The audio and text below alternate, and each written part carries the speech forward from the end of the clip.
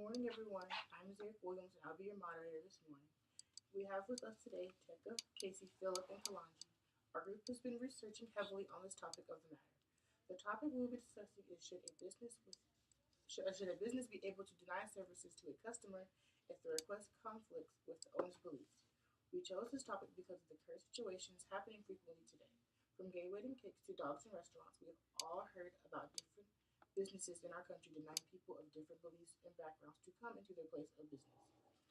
In result of these occurrences we've been having recently, we decided to take matters to our own hands and see how we feel about the matter. Philip and Kalanji will be discussing why businesses should not be able to deny services to others based on their beliefs, and Casey and Tekka will be discussing why businesses should be able to to refuse the right of the business. We will now have our first speakers provide their points on the matter at hand. So, in regards to the right to refuse, I would like to start out by referring to Title II of the Civil Rights Act of 1964, which prohibits discrimination because of race, color, religion, or national origin in certain places of public accommodation, such as hotels, restaurants, and places of entertainment. Under the federal anti discrimination laws, businesses can refuse service to any person for any reason, unless the business is discriminating against a protected class. Hence, all the classes that I have previously discussed. In addition to this, most courts do not allow restaurants to refuse service to patrons based on extremely arbitrary conditions. For example, a person likely can't be refused service due to having a lazy eye or a weird shaped head. Such arbitrary refusals would be ridiculous for society as a whole. Not only that, but this is the land of the free, home of the brave. So don't we all deserve to be treated equally and with respect? My second point, the most recent example of discrimination is a gay couple who went into a bakery in hopes that they can receive a nice wedding cake for one of the most important days of their life. But they were denied this opportunity simply because some people don't want to respect their existence and their pride. Thank you, Speaker 1. Now let's hear from Speaker 2 on the opposing side. Now, I disagree with you, Philip. I believe that businesses owners should be able to deny services if they conflict with their beliefs. An important distinction between what you were saying versus what I'm saying is that during segregation and during the examples you mentioned, they were denied based off what they look like. Whereas I'm strictly speaking about the beliefs of that individual, and that would make a business owner uncomfortable or reluctant to serve them. We live in a country that, above all else, values freedom, and this sentiment is reflected at the heart of our nation, the Constitution. Constitutional law ranks the highest of any magnitude in this country, and so it should be used to determine the strength of the claim that business owners should not be compelled by the government to act in a certain manner if doing so goes against their beliefs. The Constitution's position on this matter can be found in the Free Exercise Clause of the First Amendment, stating, Congress shall make no law respecting an establishment of religion or prohibiting the free exercise thereof. This definitively defends someone's freedom to act in accordance to their own moral and religious beliefs, and as someone supplying their property as products and services, these rights should extend to them as well. My second point is the example you used with the same-sex partner that demanded the services from someone who calmly and politely expressed their discomfort in performing the request. In this case, the business owner expressed his view that baking this cake would make him feel as though he was a participant in a wedding which he felt was fundamentally against his beliefs. Thank you. Thank you, Speaker 2. Let us now prepare for Speaker 3. So, Tekka, going off of one of your points, did what they look like not constitute who they were? Avoiding vagueness, if what the person believes is having no grave effects on the business owner and surrounding guests, does it really matter? Imagine if all businesses screened people prior to serving them to see if they like to serve them based on their beliefs and values. We could assume that those profit margins would plummet significantly as we all don't see eye to eye. However, this is not a matter of businesses who put themselves out there to be solicited. My second point is according to the law, Arizona is one of 6 states with the law allowing pharmacists to decline to sell emergency contraceptives on moral grounds, according to the National Conference of State Legislators. The other 5 states are Arkansas, Georgia, Idaho, Mississippi, and South Dakota. Also, to put things into perspective, White House Press Secretary Sarah Sanders was refused service by the Red Hen restaurant in Lexington, Virginia last week. No, one day. She said it's because she works for the Trump administration. The restaurant's owner says she asked her to leave because she supported some of the president's controversial policies. Fundamentally, to deny people service on grounds that aren't in any way affecting or harming others and their immediate surroundings to extreme degrees, we'd only be supporting ideals of the past. We'd be reinforcing division, separation, discrimination, all plights that this country has worked so hard to battle and barely overcome since we are still struggling with it. Unfortunately, the line between freedom of religion and religious discrimination is often blurry. The lack of clear and defined legal legislation on the matter only compounds the issue.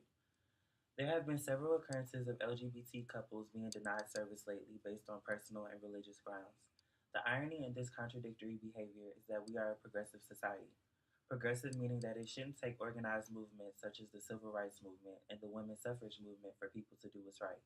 Equality is not exclusive, but rather inclusive. When considering this point, rhetorically speaking, which category does blatant discrimination fall into? Lastly, we will have our final panelist, Casey, who will be discussing the legal reasons businesses can refuse service. Get him, Casey. Tekka mentioned how a business owner can deny service based on their beliefs. Now I'll mention the other reasons they can deny service legally. According to Peter Clark, a legal match content manager, there are 5 conditions that allow businesses to refuse service. These conditions include patrons who are unreasonably rowdy, the establishment has reached capacity, they entered too close to the closing time, they are accompanied by large groups of non-paying customers, and they do not have adequate hygiene. Legally, a business can refuse the right to turn away any customer violating the establishment's rules. Next, I'll move on to explain that we are all aware of instances where businesses can legally discriminate against certain customers. For example, nightclubs that have dress codes for customers and will turn away individuals not meeting the standards of the establishment. This discriminates against individuals dressed a certain way, but the law and most people believe that this is an acceptable practice. The nightclub wants to uphold an image and has the right to pick the customers that enter their businesses. Another example we have all encountered is the no shoes, no shirt, no service signs placed on the outside of several businesses. These signs are designed to minimize danger to the individuals and others. These signs specifically tell the individuals the rules of the establishment and states that they will not be served without these items. While these examples are not on the same scale as some of the other examples brought up by my teammates, they show that customer discrimination happens and we have to respect the requests made by businesses. Now that you've heard the opening points from all the panelists, we will now transition into the next part of the discussion. On the denying side, the panelists talked about the Civil Rights Act of 1964, stating that discrimination is prohibited based on their race, color, or beliefs. Also discussed on the against side was the unfairness denying someone the ability to eat at a restaurant due to a non-sharing of beliefs. On the opposing side, we discussed the lawsuit pertaining to the same-sex couple not being able to purchase a wedding cake and the 5 conditions that allow businesses to refuse service, stated by Peter Clark of Legal Match Content Manager. We will now start round 2 of our discussion, and Speaker 1 will start us off. My question for you, Tekka, is how would you feel if someone decided to discriminate against you simply because of something that you yourself cannot change? Wouldn't you be disappointed? Wouldn't you be outraged? Well, I appreciate the question. So, what I'll ask you, rather to answer that question, Uh, you said something that you cannot change.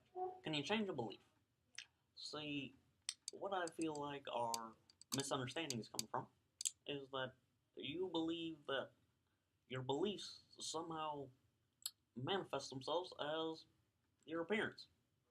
You can have a weird shaped head and still carry those same beliefs as somebody with a regular head. Um, so if I was discriminated against due to my appearance, I would be upset. I would be right there with you, brother. But if I was discriminated against because the owner explicitly told me that our beliefs just weren't compatible, I'd fully understand. As someone with my own beliefs, I'd be just upset if I was compelled to help somebody say a Nazi. So my question to you would be along those same lines. If somebody told you that someone had done something terrible to you, or was a Nazi, would you feel comfortable with your government if they compelled you to act in complete disaccordance with your beliefs? Should I answer? No. Wait, I gotta answer. Yeah. I didn't plan for this. Okay. I'll let you take it away. What? Further research. Yeah, further research. Well, it is my opinion that in that case, if someone chose to share with you the fact that they were a Nazi, that's them sharing that. However, are they harming you? Are they doing any wrong to you? Are they affecting the guests in your establishment? Surely, what about if you consider all of the other people in the store? You might have a Ku Klux Klan member eating or doing whatever in the store, but because they didn't disclose that with you, it's okay for you to service them, but not the person who actually told you that they were a Nazi. What's the difference?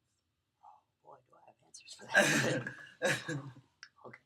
So, even in the Christian Bible, only God reserves the right to judge others for who they are. Considering these facts, how can business owners blame their prejudice on religion when they aren't even in accordance with the word that they abide by? See, Kalanji, that's a great question. I personally don't think it has anything to do with judgment. I think this is my private property, so I can choose who I want to sell it to based on my beliefs. So we have now heard the arguments from both sides of the issue, and we will now move on to the concluding portion of the dialogue. We will now open the floor for any questions from the audience. You cannot ask any of the panelists questions pertaining to the topic we have prepared for you all. Since there's no audience, we're going to keep on moving. So thank you, audience, for listening to our group's discussion on should a business be able to deny services to a customer if the request conflicts with the owner's beliefs. And thank you, panelists, for having an open discussion about the strong topic affecting our country in many ways. To conclude, I will leave you all with a quote by Charlotte Bunch. Sexual, racial, gender violence, or any other forms of discrimination and violence in culture cannot be eliminated without changing culture. Thank you all. Have a good day.